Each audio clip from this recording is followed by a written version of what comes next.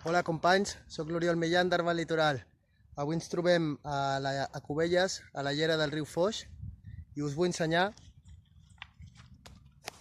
un roure solitari de l'espècie Quercus-cerroides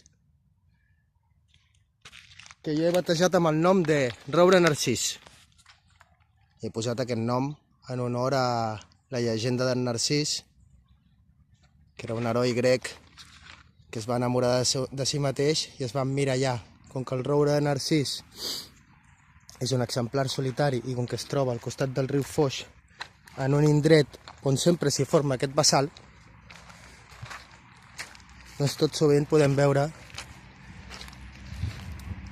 el roure de narcís inclinat mirant el seu propi reflex.